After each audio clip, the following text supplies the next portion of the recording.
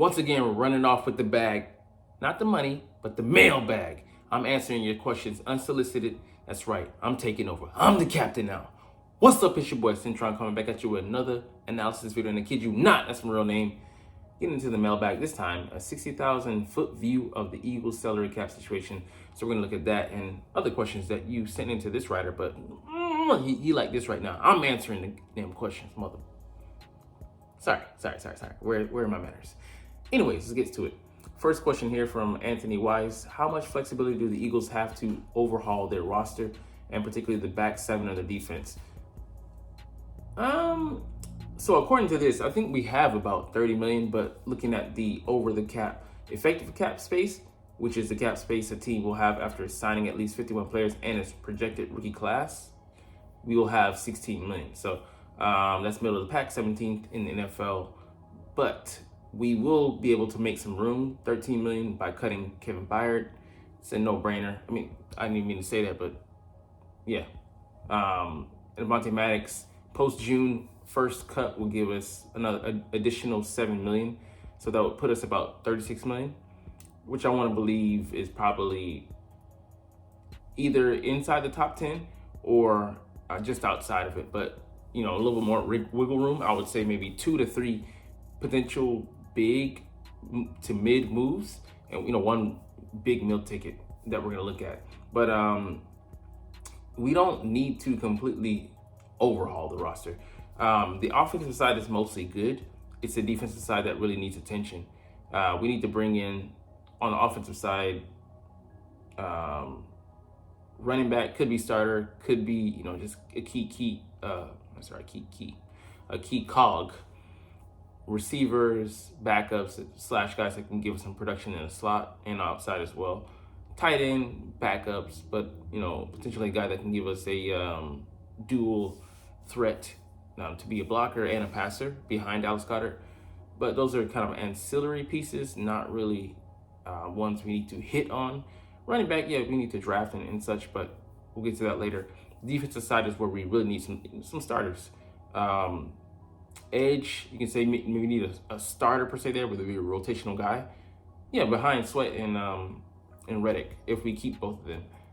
Linebacker, 1 to 2 guys, so let's just say 2.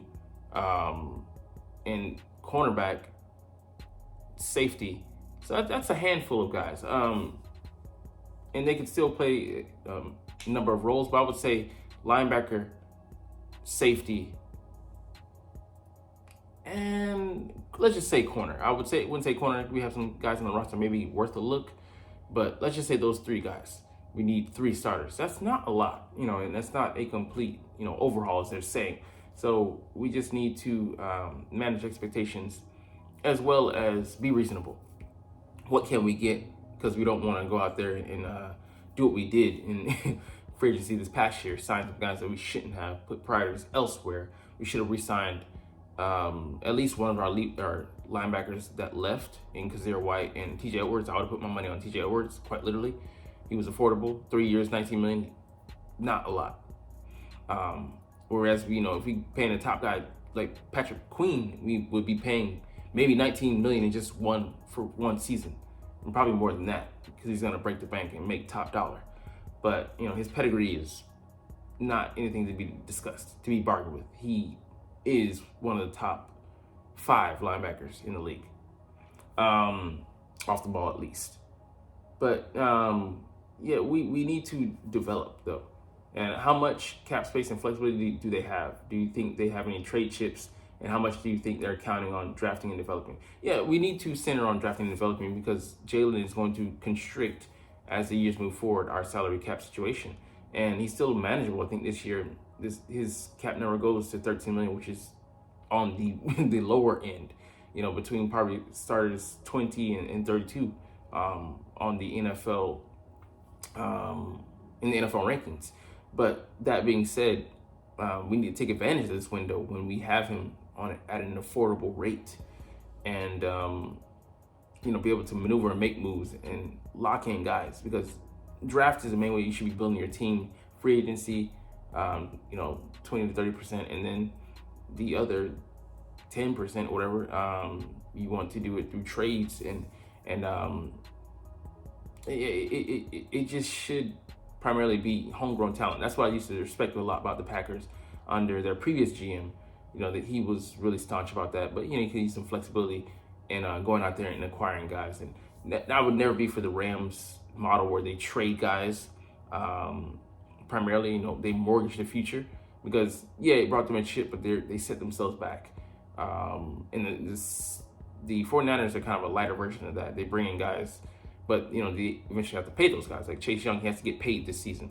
If it's not San Francisco, it's going to be somebody. I don't think they have the money to do so unless he's amenable to making a deal with them. So we'll see how that shakes out. But trade chips, we could potentially trade one of the edge rushers. Josh Sweat isn't a huge number, but I think it might be prohibitive. But Hassan Reddick would be the guy we most likely would look to do that. But I think it would set us back in some dead cap money. But, you know, we had $63 million coming into this year of that, and we're kind of like a little bit more freer than we've been in recent seasons to take a dip into free agency. Where will we go? I don't know. The market will be pretty interesting, but the flexibility, we have some. And how he's going to take advantage of that, you know, and he's going to look to push back some money and kick the can down the road to future years where he can. I think doesn't have that many people to do it with, though. He can do it with Hassan.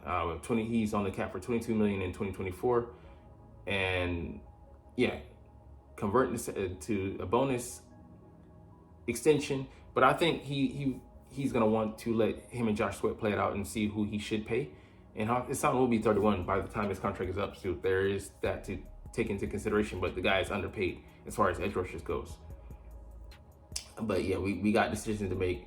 Decisions to make. And Jason Kelce, and if him and Fletcher retire, that puts more dead cap money on the ledger. And James Bradbury, we can't really cut him because we lose out on $11 million. And even if we cut him post June, gives us zero savings, and still he hits the books for I think 2 more years. So just not a lot of wiggle room. All right, grease the polls. Wish we were doing that. He's here asking, a few safeties and linebackers that have been linked to the Eagles via trade rumors are expected to soon be available as free agents like Budda Baker, Jeremy Chinn, and Patrick Queen. Given the Eagles' penchant to undervalue those positions, are they still in play?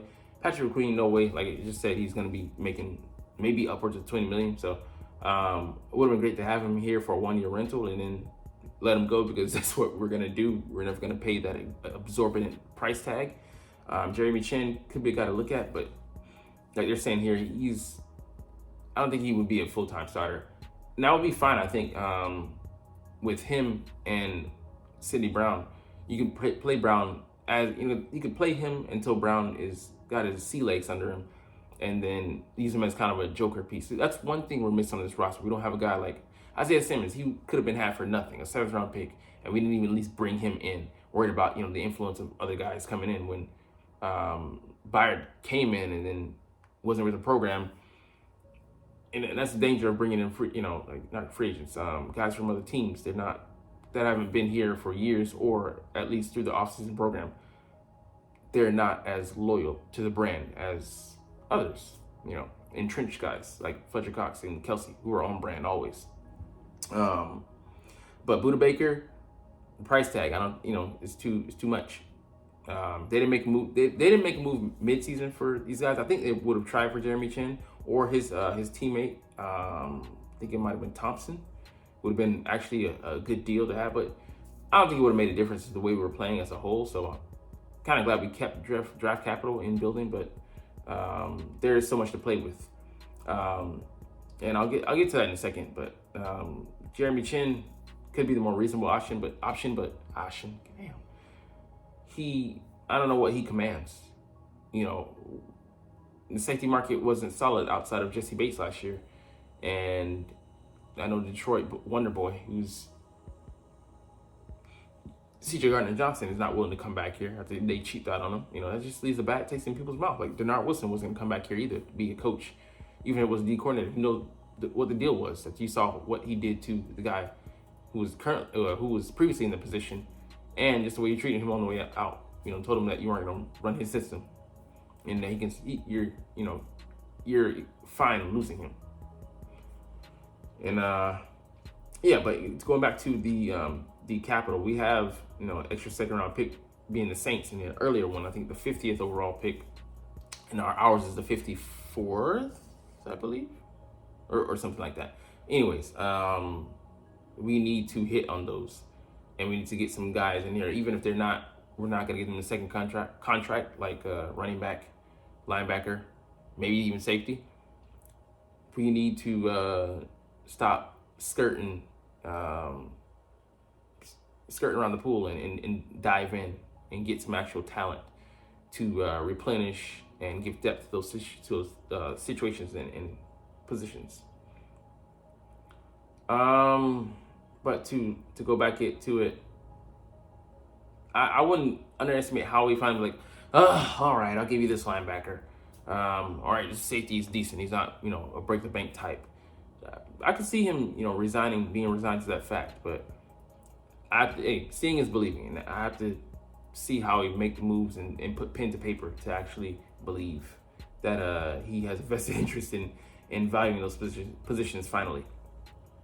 All right, do you think the Eagles will start drafting players to be immediate starters since there are more holes in the roster compared to previous years? In the past two drafts, they redshirted Tyler Steen, Sidney Brown, Keely Ringo, Jam Kurgans, Cam Jurgens, and N'Kobe Dean, who all cost day 2 picks. I don't think so, because there's not as many holes in the roster as people would like to believe. Like I said, it's the defensive side, and then that can all be fixed in one offseason, but it can still be done in a way that doesn't put strain on the cap, cost too many picks, us mortgage in the future to fix the present, given that we have a window here. But if it's done in a meticulous way, we can come out on top and also be, stacked for the future. Like you said, draft is the way to build. But like for me, the holes are linebacker, secondary on defense, and then edge would be something that we were adding because we have the 2 guys there starting. We need to add depth there behind them so they're not tired and exasperated, and they can be fresh and apply pressure. But Tyler Steen, we didn't intend to redshirt him. He wasn't drafted with a pure intent to do that. He just ended up doing so because Cam Jurgens worked out. That experiment worked out for us. Sidney Brown, if he, maybe we're more reticent to play him, but if they would have brought him along, he could have been a starter. The guy has the talent. But unfortunately, going into his second year, he's going to be on the mend. So we'll have to see how that shakes out. Cam Jurgens, that was always planned. We had depth there. N'Kobe Dean it's more about what we have. If we don't have a contingency plan or guys in place there, yeah, because N'Kobe Dean, if he would have, if we didn't have a Kazir White, I think he would have started alongside T.J. Edwards. And it's funny, maybe seeing that dynamic play together, they would have played well, potentially speaking, and we would have potentially kept, TJ, because it wasn't a huge price tag, and he actually, I think, wanted to sign back here, but, we were like, we can do better without you, and we saw how that blew up in our faces. But I can see them, drafting some guys at secondary and with free agents, getting the guy who's good enough could be a placeholder, but not just completely talent deficient. Maybe running back with Terrell Edmonds. Just let him be a placeholder for a little bit until Sidney Brown gets up to speed, or the guy we draft like Cam Kitchens. But yeah, we need to more replenish depth than anything overall. But defensive side, find some starters, guys with potential, and free agency, see what's out there at the right price tag. All right, Smarty Jones here, backup QB in 2024. Marcus Mariota or another veteran of similar caliber, Tanner McKee, or a day 2 draft pick. We all know this is a possibility, right? Yeah, of course. We want to be a quarterback factory according to Howie Roseman, and turn those guys into value trade bait later on, which is not a bad strategy, not a bad way to go. But that being said, we still need to have guys in the interim that can hold down a position. Tanner McKee, I actually want to see what he has potential-wise. And even if we don't go, I think depending on what he shows in the spring and workouts, we still have the leeway to go out there and find a guy. for me, not the ideal situation because I want to have a guy locked in, but he showed some potential definitely in the preseason last year. So I wouldn't be mad if they went that route, but of course, you always want to play away as a backup, and we did have to cash in a little bit on Mariota, and he showed, I think he could be fine, decent. Would it be worth bringing him back? Maybe at the right price tag. So either way, I'd like to see someone with a similar athletic background to Jalen. Marcus was perfect for me. He's actually more athletic, and a day 2 pick. I want to really shy away from that because he's a guy down the line. I don't think we're in a position to worry about that. Make that as a priority right now. It should be about getting this team back to the Super Bowl and winning it.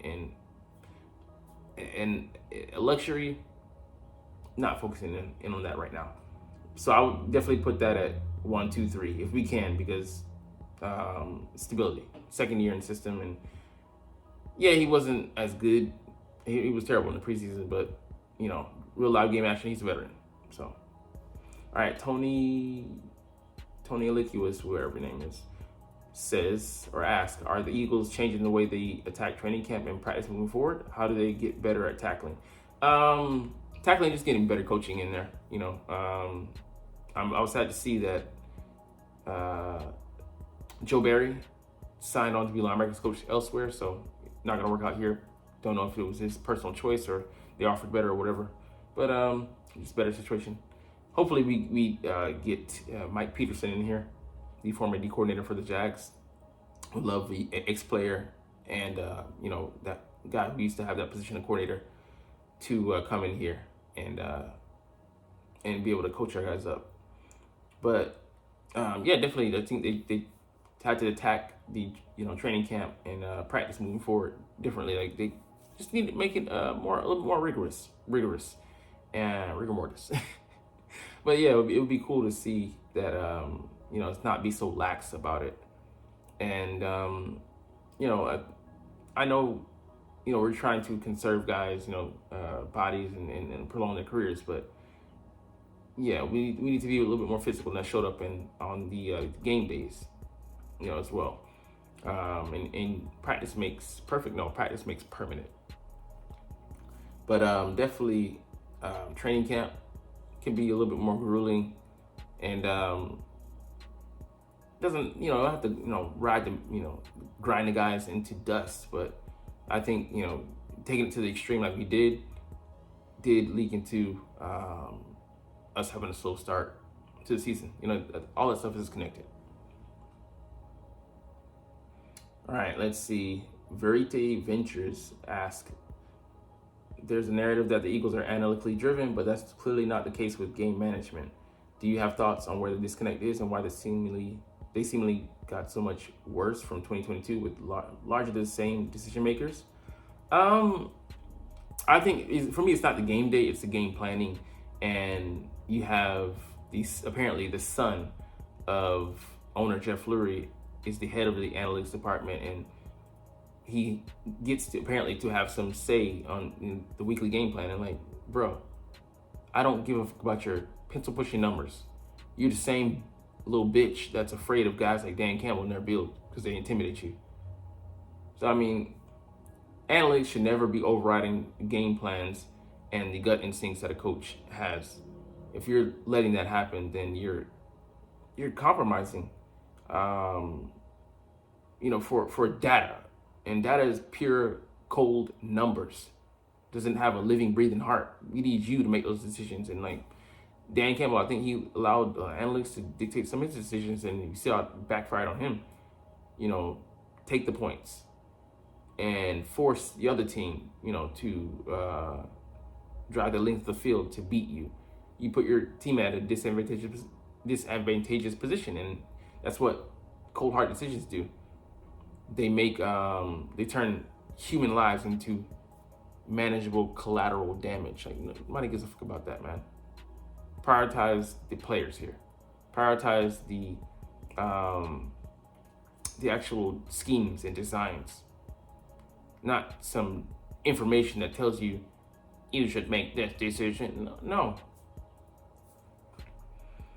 All right, Greg Harta PA asks, what is more desirable, locking in Braden Mann with an extension or getting to debate punter options another offseason? I just made this one simple. Braden Mann, he looked like he was average, showed us that he was above average, and I think he can be in between good to great. So he had some great spots. Let's just roll with that. Let's not roll the dice and end up with snake eyes. I think that's the last one, because I'm not gonna even entertain that, because I know I couldn't. Yeah. Anyways, let's move on to one more spotlight, the Senior Bowl. A guy, I think we might have talked about him before, but Jarvis Brownlee, junior corner out of Louisville, guy that used to be at my alma mater, Florida State. Woo! Shut up. But he has size, great size and athleticism. He's 6 foot or 6'1", $190, physical tackler. I'm looking at the wrong guy, but he has great athleticism. He's physical. Could be playing the slot, so can moonlight there. I would love guys that have that versatility. And he did himself some favors. He was plastered 2 guys there in Mobile. So yeah, we definitely need guys for the future. I think Isaiah Rodgers, man at the position this year, but after that, I think he'll be a free agent. So we'll see how things shake out. But we'll get up out of here on that note. But anyways, you're not even watching though, but it's all good because I love talking about the Eagles and I love making these videos. So we're gonna chunk deuces, but as always, it's fly Eagles fly, and let's motherfucking go. Like, comment, share, subscribe Thanks for watching. Check me out at Cintron Anime, Cintron Life, or Cintron Laughs, or other social media.